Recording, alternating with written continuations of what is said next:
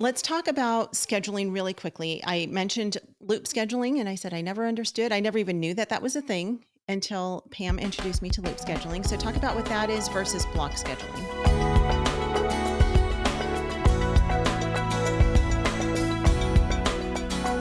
Okay, so just the cliff notes of a loop schedule. So the idea behind a loop schedule is you're going to do these subjects for a certain amount of time each day. So you're going to list off a number of subjects that you want to do, typically content area subjects, though you sometimes can do loops with skill-based subjects as well. But let's say we have like a science, a history, music appreciation, art, just some of those really fun things that you want to get to. Maybe something like even playing games. You could put playing games in your loop because you have all these great learning games you buy and you're like, when do we ever do this? So put those on your loop as well. And you create this list of subjects and you say every day for an hour and a half, largely depending on the age of your kids, we're going to do loop time.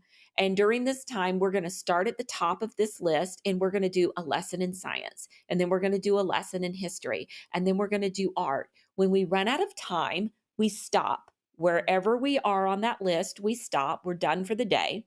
The next day, when we open up and it's time to do loop time again, we pick up on the list where we left off and continue moving down the list. When we get to the bottom, we loop back up to the top and start the top of the loop again. That's why it's called a loop schedule.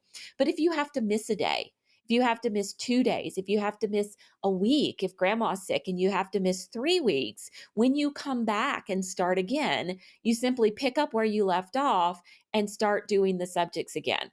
What tends to happen in homeschooling is like there's 1 or 2 days a week that always takes a hit and doesn't get done. And so you end up in November and you're on lesson 14 in science and on lesson 40 in history. And it's because science is the one that's always taking the hit. So what the loop schedule does is it allows you to hit everything equally so you don't end up way ahead in one subject and way behind in another. Yeah. And what is your average time frame for that loop schedule in your homeschool day? So our loop schedule in our homeschool is actually, we don't call it loop time. We actually do it in morning basket time. Okay. And so ours is about an hour to an hour and a half, but I have a 12-year-old, a 15-year-old, and a 16-year-old. Yeah. So you have really young kids. This is going to be a much shorter amount of time.